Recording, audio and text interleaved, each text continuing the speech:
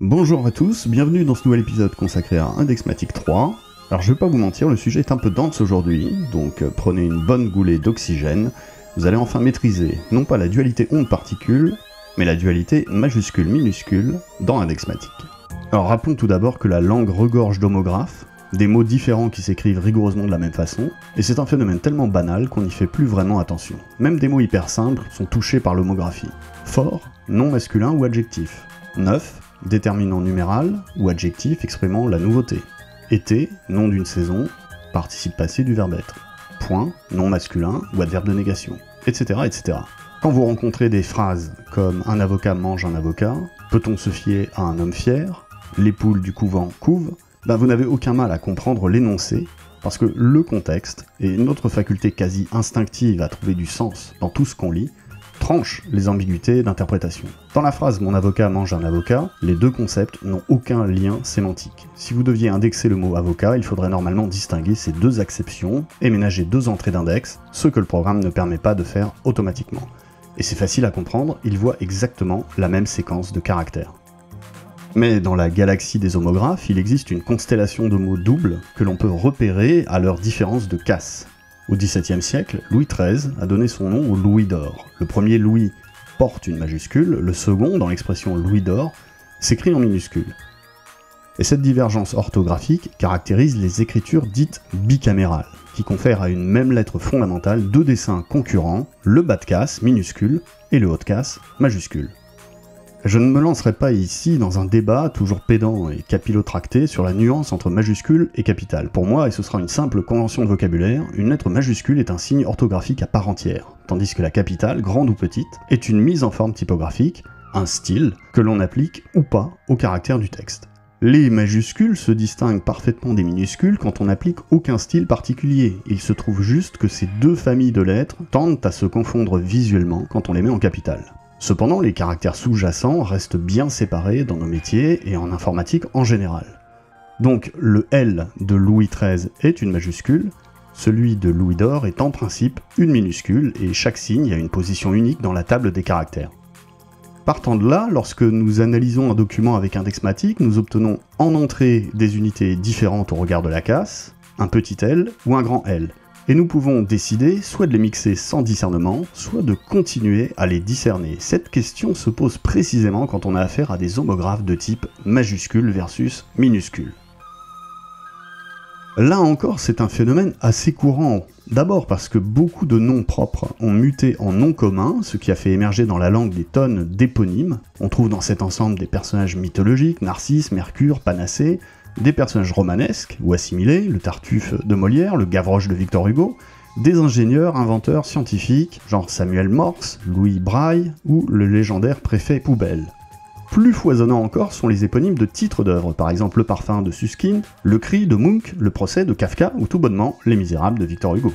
Et ce n'est pas tout, les hasards de l'écriture, ou les péripéties de l'histoire des mots, aboutissent constamment à ce qu'un patronyme ou un toponyme coïncide avec un nom commun. Pensez à l'adjectif Auguste versus le prénom Auguste, pensez à la forme conjuguée soulage, du verbe soulager, deuxième personne du présent, versus soulage, peintre et graveur français, l'autre forme conjuguée Calais, du verbe caler, à l'imparfait, versus la commune de Calais, j'en passe et des meilleurs.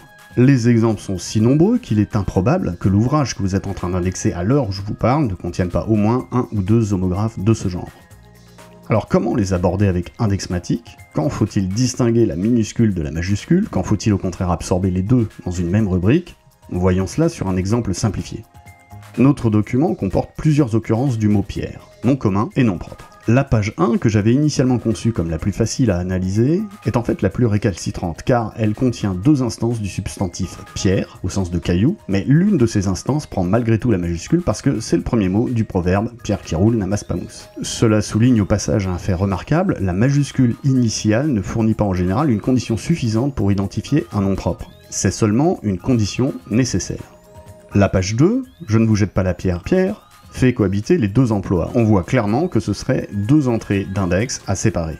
Quant à la page 3, ce n'est qu'une variante dans laquelle le prénom Pierre a été orthographié en majuscule pour les besoins de mon tutoriel. Orthotypographiquement parlant, seul le P de Pierre et le C de Corneille devraient être des majuscules, tandis que les autres lettres devraient être des minuscules, mais en capitales.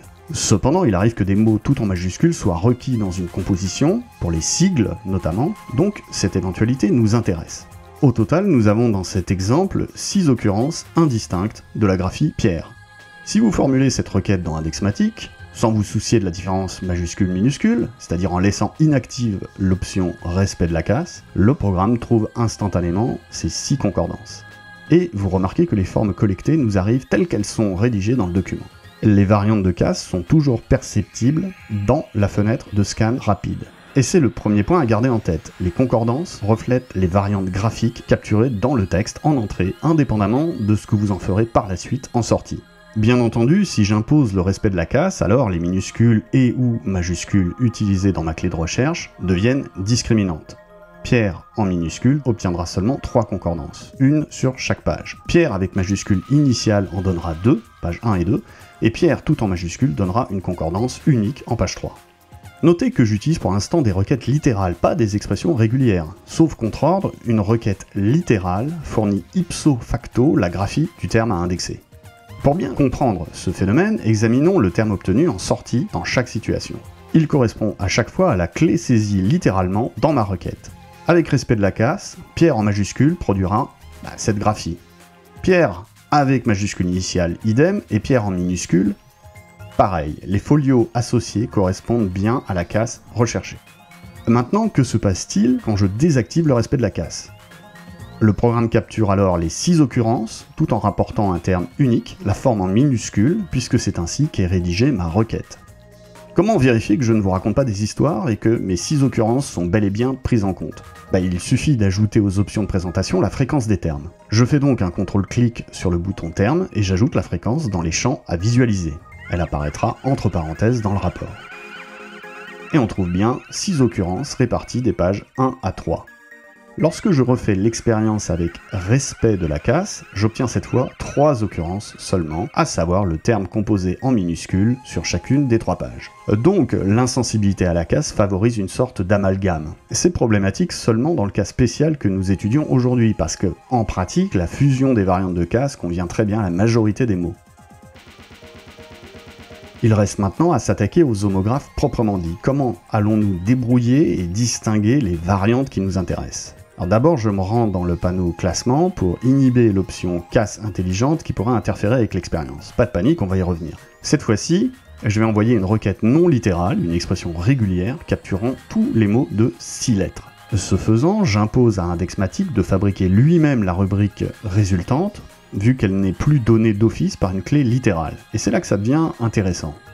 Déjà, 8 concordances sont capturées, parmi lesquelles nos 6 occurrences de Pierre. Qu'en est-il des rubriques d'index proposées par le programme ? On observe que les 3 variantes, minuscule, majuscule initiale et tout en majuscule, sont correctement séparées et référencées. Le nom commun est vu aux pages 1 à 3, ok, la forme tout en majuscule en page 3, ok, et le prénom supposé avec majuscule initiale aux pages 1 et 2. C'est là que se situe la seule erreur au plan sémantique, car le Pierre de Pierre qui roule n'est pas un prénom. Malheureusement, il n'existe aucun moyen de faire comprendre à l'algorithme de recherche que cette occurrence devrait se comprendre comme une forme minuscule. La seule option qui vous reste pour traiter de telles exceptions, c'est d'analyser les concordances en contexte, et à partir de là, d'ajuster les expressions régulières de telle sorte qu'elles resserrent les critères de détection. On peut du moins conclure ceci dans un premier temps. Si vous détournez Indexmatic des clés littérales, il peut alors discriminer les variantes de casse en sortie. D'où cette astuce très simple, que vous pourrez appliquer à tout élément ambigu, ajoutez simplement à la requête brute une redirection vers la variable $0. Et voilà qui m'amène à un petit rappel de cours, entre guillemets. $0 incarne chaque concordance trouvée littéralement dans le document. L'instruction donnée dans cette requête consiste donc à réassigner cette forme, en sortie, au terme indexé. Cela empêche la reprise automatique de la clé. Et l'on retrouve ainsi nos 3 variantes de casse. Toute la différence réside dans le fait que la clé ne transcrit plus littéralement la rubrique sortante. C'est $0 qui prend la main. Je pourrais d'ailleurs saisir Pierre en majuscule que ça marcherait encore. car la requête est insensible à la casse. Sans la redirection vers $0, on obtiendrait quelque chose d'assez indésirable, l'entrée Pierre, soi-disant en majuscule, serait repérée sur toutes les pages. D'une façon générale, et disons d'une façon normative, une requête insensible à la casse devrait être rédigée en minuscules pour éviter de telles confusions. Encore qu'il existe des cas particuliers dans lesquels vous aurez intérêt à transgresser la règle, par exemple InDesign/i, tel que vous le voyez, qui produira invariablement la graphie officielle tout en capturant ses variantes accidentelles comme InDesign avec le D en minuscule ou même tout le mot en minuscule. Notez que j'ai employé le flag /i pour exprimer que ma requête est insensible à la casse, c'est équivalent à décocher l'option respect de la casse, mais ça marche dans tous les cas de figure, localement dans une liste de requêtes, même si l'option était enclenchée par défaut dans l'explorateur. L'option inverse serait /i majuscule, indiquant cette fois que ma requête doit respecter la casse. Réciproquement, on peut aussi vouloir aplatir de force les différences de casse provenant d'une expression régulière. Dans ce cas, on utilisera un formateur. Par exemple, on met l'élément sortant entre tilde pour forcer la mise en minuscule de tous les mots de 6 lettres. Et on obtient à nouveau un amalgame de toutes les occurrences de Pierre, sauf que cette fois-ci, l'opération s'effectue un peu en post-production, c'est-à-dire après la collecte normale des concordances, mais c'est purement et simplement une mise en forme, une sorte de style bas de casse si vous voulez.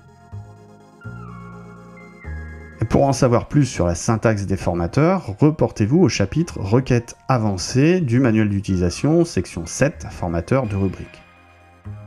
Tout ce que nous venons de voir permet de contrôler finement à la main les situations assez exceptionnelles dans lesquelles une requête doit appliquer un traitement spécial aux variantes de casse. Mais si on regarde les choses en vue aérienne, à l'échelle de l'ouvrage tout entier et des termes capturés automatiquement, quel est le mécanisme à favoriser quand il existe une concurrence entre minuscules et majuscules pour une même graphie?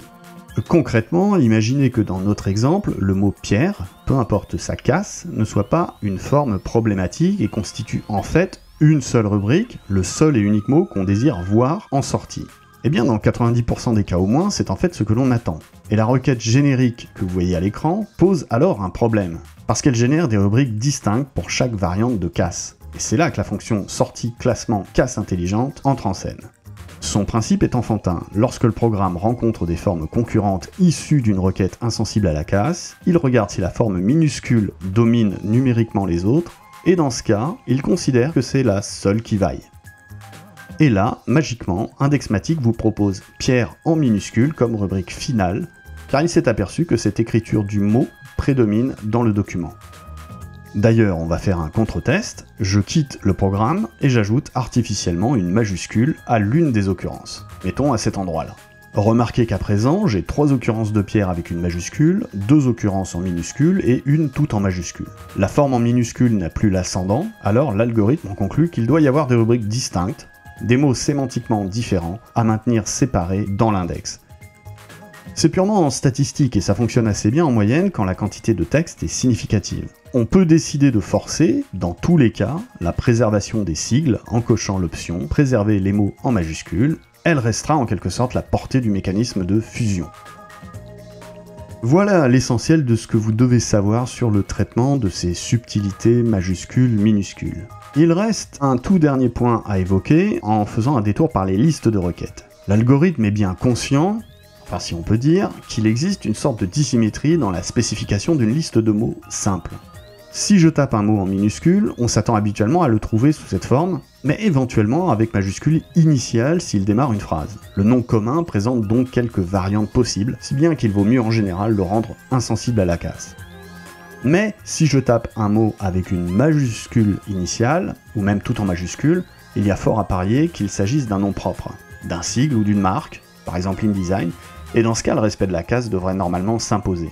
C'est ce qui explique l'option spéciale de casse automatique disponible en mode liste de requêtes. Elle signifie purement et simplement qu'à défaut de flag local, réglant explicitement le respect de la casse, eh bien toute clé littérale écrite en minuscule sera réputée insensible à la casse, tandis que toute clé littérale comportant une majuscule sera réputée sensible à la casse. Cette option a pour seul objectif de vous faciliter la vie. Il suffit d'écrire les noms propres et les noms communs tels quels, selon leur graphie conventionnelle, comme dans un dico, et le programme en tire des conclusions naturelles. Vous n'aurez donc qu'à ajuster manuellement le cas des homographes précisément. En ajoutant le flag de sensibilité à la casse au dernier mot de ma liste, je désactive la casse automatique pour cet élément et lui impose mon propre critère. J'obtiens ainsi des rubriques d'index plus fidèles à la réalité de mon document. Voilà, j'espère que vous y voyez un peu plus clair sur toutes ces questions un peu velues, et je vous dis à très bientôt.